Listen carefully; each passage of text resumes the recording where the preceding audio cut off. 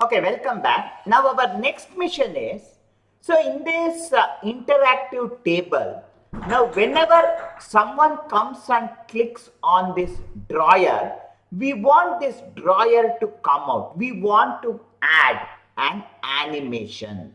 So to add this animation, before we add the animation, now come back here to our collection here, and you can see here all the names are cube 001, 002, 003, and this is not the right way of actually representing the model.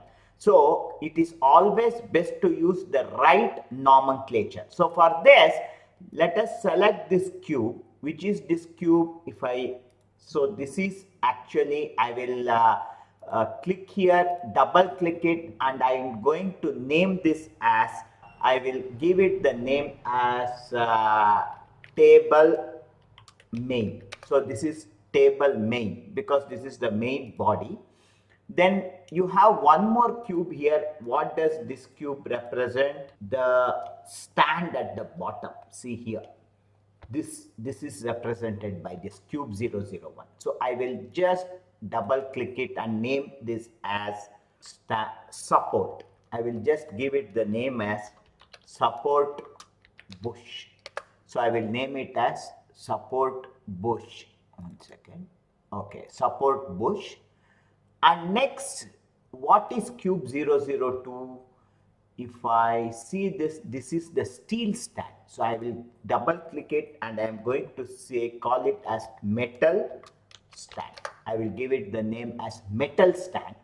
Then I have another cube 003, which is actually the drawer. So I am going to call this as the drawer. So I will give it the name as drawer. So in this way, it is always best to name these items in the right way. Now what I want is, I want to create a simple animation where when someone clicks on this drawer has to get animated. So how to do this? So for this, now let us come to the timeline here. In the default view, I will come to the timeline here, and in the timeline at frame 1, I am going to insert a keyframe. So for this here, can just the keyboard shortcut for this is, I will select this drawer and I will press I on the keyboard. So when I click on I, so I will come here, and when I click on I, you can see here the keyframe menu is appearing, and I am going to choose the location keyframe. I have added the location keyframe at frame 1 because this is the initial position.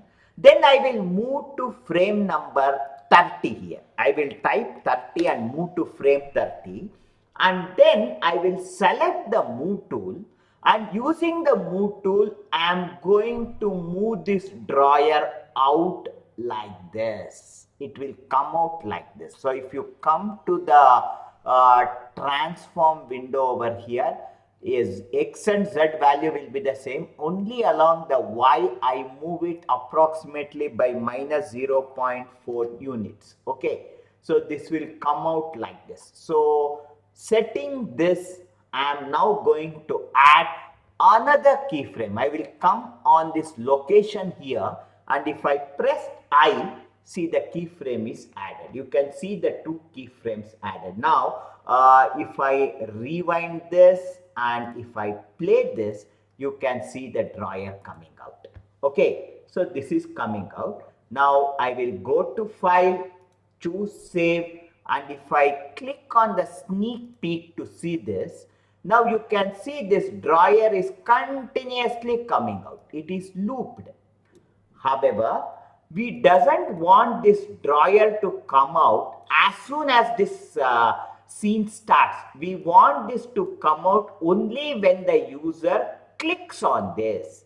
So for this reason, what we are now going to do is close this browser, and then with this object selected, now come back to frame 1 to the beginning, and here in the object properties, if you scroll down, you have Verge 3D settings, and in Verge 3D setting, in animation, you have this auto start.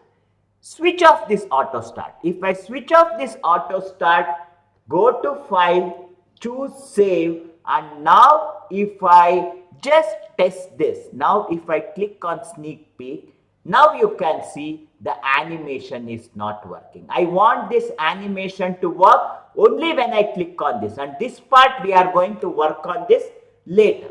So we have now successfully created our animation in this session.